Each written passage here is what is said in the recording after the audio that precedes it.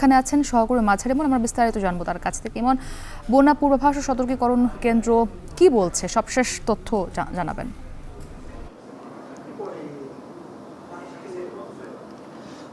মুক্তি, আপনি যেটি বললেন যে আগামী 48 ঘন্টা থেকে 72 ঘন্টার মধ্যে বন্যা পরিস্থিতি উন্নতি হতে পারে, এমনটি আমাদেরকে জানিয়েছে যে বন্যা পূর্বাভাস ও সতর্কীকরণ কেন্দ্র রয়েছে। আমি এখন এই মুহূর্তে সতর্কীকরণ কেন্দ্রে অবস্থান করছি। এখান থেকে কিছুক্ষণ আগে আমাদেরকে ব্রিফিংয়ের মাধ্যমে জানানো হয়েছে যে দেশের উত্তর পূর্বাঞ্চল, পূর্বাঞ্চল এবং দক্ষিণ পূর্বাঞ্চলে যে বন্যা পরিস্থিতি সেটি আরও 24 ঘন্টায় এরকম থাকতে পারে এবং কিছুটা অবনতি হতে পারে। তবে 48 ঘন্টা নাগাদ যাওয়ার পর অর্থাৎ বৃষ্টিপাতের পরিমাণ কিছুটা কমলে সেক্ষেত্রে উজানের থেকে যে আসা যে ঢল এবং ওই অঞ্চলে যে বৃষ্টিপাত সেটি কিছুটা কমতে পারে, সেক্ষেত্রে বন্যা পরিস্থিতি কিছুটা উন্নতি হতে পারে। আমি যদি একটু দেখাতে চাই যে এই সতর্কীকরণ কেন্দ্রের যেই মানচিত্রটি রয়েছে, যে দেশের একেবারে পূর্বাঞ্চল যে অঞ্চলটি রয়েছে, সিলেট, মৌলভীবাজার, ব্রাহ্মণবাড়িয়া, চট্টগ্রাম, এই সমস্ত অঞ্চলগুলোতে যে সমস্ত নদীগুলো রয়েছে, এখানে সতর্কীকরণ কেন্দ্রের তথ্য অনুযায়ী এখন পর্যন্ত 7টি নদীর যেই পানি বিপদসীমার উপর দিয়ে যাচ্ছে, কুশিয়ারা, মনু, ধলাই, খোয়াই, মুহুরী, ফেনী ও হালদা নদীর পানি বিপদসীমার উপর দিয়ে অতিক্রম করছে, যার ফলে মৌলভীবাজার, হবিগঞ্জ, কুমিল্লা, ফেনী, চট্টগ্রাম সহ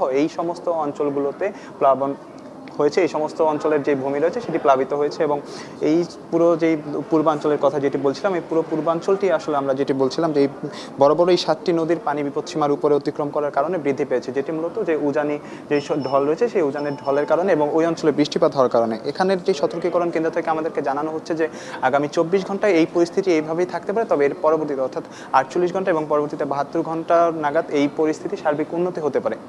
আর আবহাওয়া অধিদপ্তরের বিষয়টি একটু জানিয়ে রাখি। আবহাওয়া অধিদপ্তর যেটি বলছে যে রাজধানী ঢাকা সহ 11 থেকে 12টি জেলার উপর দিয়ে বিকেলের পর অর্থাৎ সন্ধ্যা নাগাদ একটি ঝড়ো আবহাওয়া বয়ে যেতে পারে। সেক্ষেত্রে বৃষ্টিপাতের পরিমাণটা বাড়তে পারে রাজধানী সহ এবং আশপাশের যেই এলাকা রয়েছে সেক্ষেত্রে।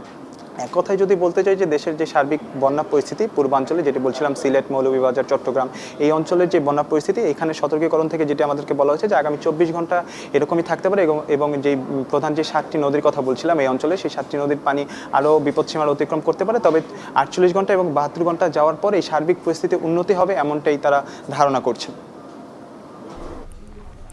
মাঝার ইমন যুক্ত ছিলেন বন্যা পূর্বাভাস ও সতর্কীকরণ কেন্দ্র থেকে। ভারতের ত্রিপুরা, মধ্যপ্রদেশ,